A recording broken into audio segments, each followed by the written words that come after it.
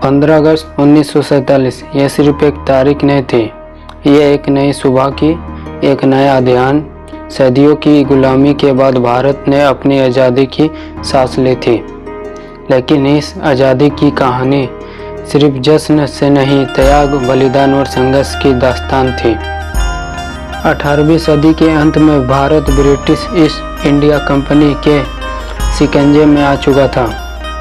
धीरे धीरे भारत का राजपाट, संस्कृति और संसाधन लूटे जाने लगे। 1857 में पहली बार पूरे भारत में गूंज उठी एक आवाज़, आज़ादी की।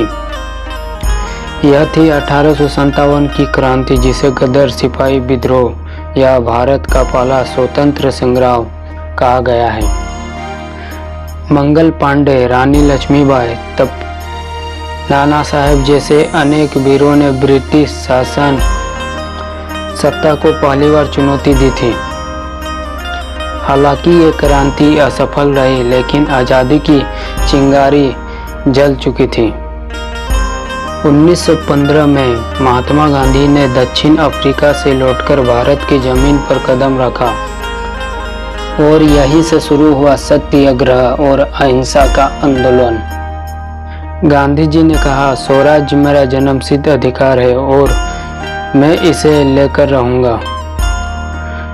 1920 से 1942 तक भारत की हर गली में, हर गांव में, हर शहर में सिर्फ एक ही नारा था, अंग्रेज भारत छोड़ो। लाखों लोग जेल गए, हजारों ने जान गंवाई, लेकिन पीछे नहीं हटे। जहां एक और गांधी जी अहिंसा के मार्ग पर थे, वही क्रांति की दूसरी धारा की बह रही थी।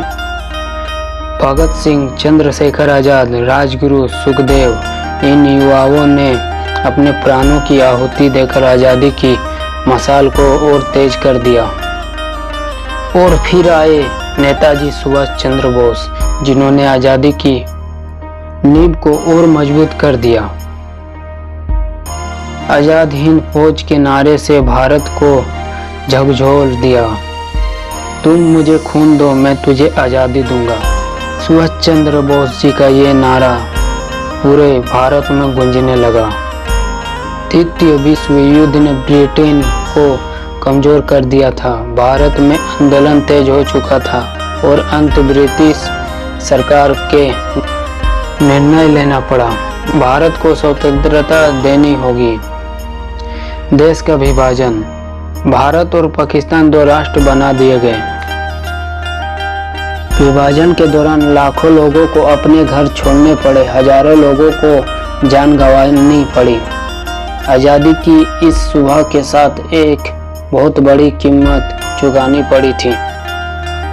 और फिर आई वह ऐतिहासिक घड़ी, 14 अगस्त 1947 की रात 12 बजे, जब पंडित जवाहरलाल नेहरू ने कहा, जब पूरी दुनिया सो रही होगी तब भारत नींव और स्वतंत्र के साथ जागेगा।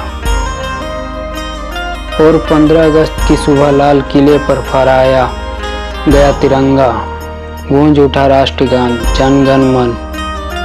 भारत अब स्वतंत्र था। यह आज़ादी सिर्फ नेताओं की नहीं थी, यह आज़ादी थी उन करोड़ों भारतीयों की जिन्होंने संघर्ष किया, बलिदान दिया, सपना देखा एक स्वतंत्र भारत का।